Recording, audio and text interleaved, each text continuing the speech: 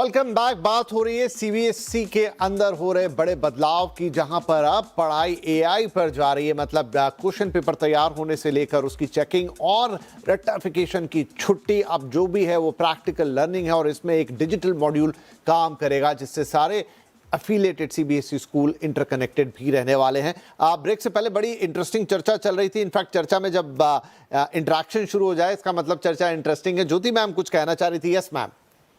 मैं ये कहना चाह रही थी कि अभी बहुत अच्छे से अपर्णा जी ने आर्टिकुलेट किया इनोवेशन के बारे में जब आपने पूछा। जब रिस्क टेकिंग किसी भी सिस्टम में आ जाती है, जब बच्चे को एक रिस्क लेना आ जाता है, तो इनोवेशन की शुरुआत हो जाती है। अगर बच्चा रिस्क ही नहीं लेगा, तो वो इनोवेट कभी कर ही नहीं पाएगा।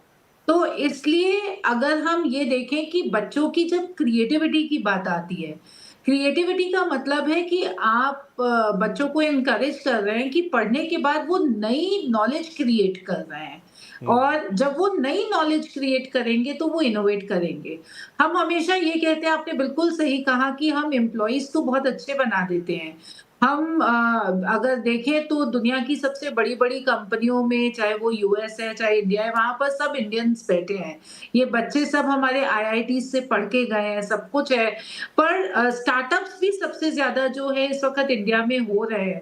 पर फिर भी सस्टेनेबल कितने हैं? कितने बच्चे नौकरियाँ क्रिएट करते हैं या वो जॉब्स क्रिएट करते हैं, वो देखना है। तो जब हम फिर से नई शिक्षा नीति की बात करते हैं, कॉम्पिटेंसीज़ की बात करते हैं, तो हम वो एक वैल्यू बच्चों में क्रिएट कर रहे हैं, जहाँ पे हम उनको इनोवेशन की तरफ लेके जा रहे हैं। उनको हम जी ये दिखा रहे हैं कि देखो अपने आस-पास क्या प्रॉब्लम है, उस प्रॉब्लम का आप सॉल्यूशन ढूँढो और उसी का ही आप एंटरप्रेन्योरशिप का एक मॉडल बनाओ और उसके बाद उसको आप पिच करो लोगों को, आप उसको सेल करो। तो बिल्कुल। एंटरप्रेन्योरशिप, एआई, इनोवेशन, ये सब चीज़ें एक पैकेज में बन के स्कूल्स में आ गई हैं। इसीलिए स्किल एजुकेशन भी बहुत ज़रूरी हो गया बिल्कुल। है। और एक इम्पॉर्टेंट सवाल लेकिन यहाँ मेरा पूछना ज़रूरी है बच्चों के साथ साथ, क्योंकि उनके पेरेंट्स भी ये शो देख रहे होंगे। क्या ये सबसे अपर्णा मैम एजुकेशन महंगी हो जाएगी? मतलब देखिए, टेक्नोलॉजी की एक कॉस्ट है, ये सारा एआई सिस्टम, वो सारी चीज़ें, लर्निंग ट्रेनिंग,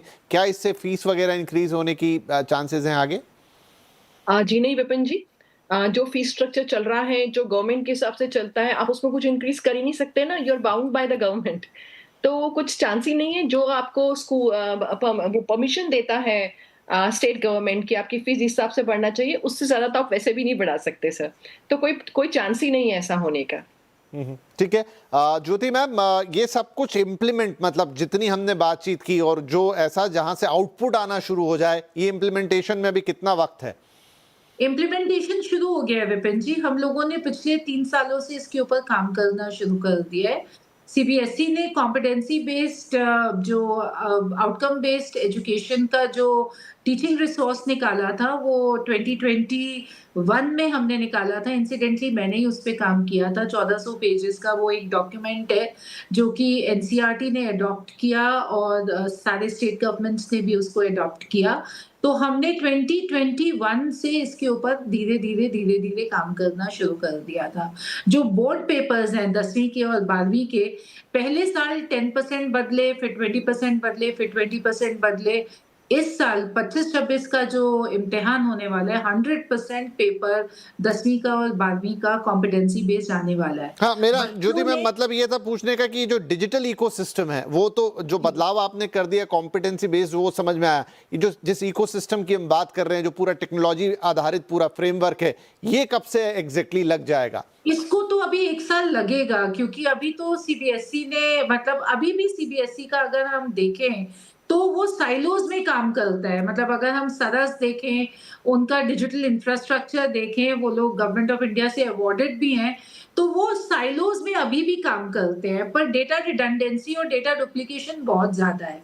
तो जब ये प्रोग्राम आपस में एक-दूसरे के साथ इंटरैक्ट करने शुरू कर देंगे, तो एक पूरा बड़ा सिस्टम बन के खड़ा हो जाएगा, जो कि मतलब मुझे लगता है कि 1 साल में इसको तैयार हो जाना चाहिए। और टीचर्स और बच्चे सब लोग इसको यूज़ करना शुरू कर देंगे।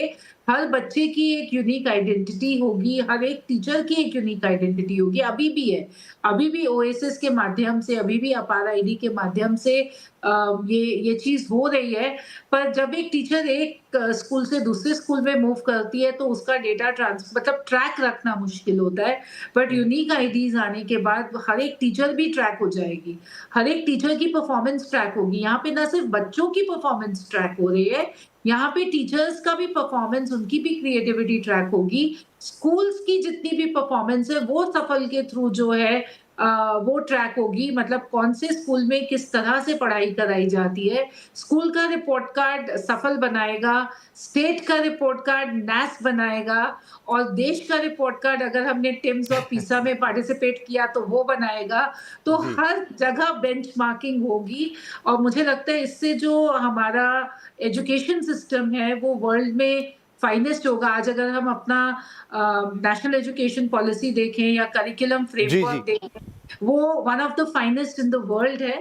तो उम्मीद ज्योति मैम हम यही करेंगे कि ये जल्दी से जल्दी इंप्लीमेंट हो, क्योंकि अब हमारा समय समाप्त हो गया।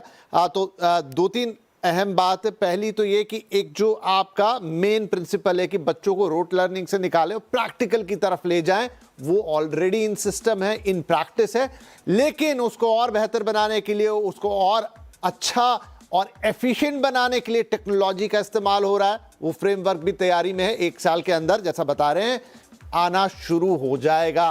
वंस इट इज इम्प्लाइड तो हम देखेंगे कि वो बड़े चेंजेस, बड़े परिवर्तन आने शुरू होंगे। और जैसा अभी थोड़ी देर पहले बातचीत में आया कि हम फ्यूचर रेडी होंगे, आगे कुछ भी हो, कैसा भी हो, हम उसके लिए तैयार होंगे, हमारे बच्चे उसके लिए तैयार होंगे। बहुत बहुत शुक्रिया ज्योति मैम, अपर्णा मैम, इस बड़ी इंटरेस्टिंग बातचीत के लिए। आई थिंक आगे और भी हमारी मुलाकातें होंगी इसे लेकर, जैसे जैसे ये इंप्लीमेंटेशन में आएगा, ताकि बच्चों को और पेरेंट्स को उसके बारे में सही और सटीक जानकारी दे पाए। आज के लिए आप दोनों का बहुत बहुत धन्यवाद। नमस्कार।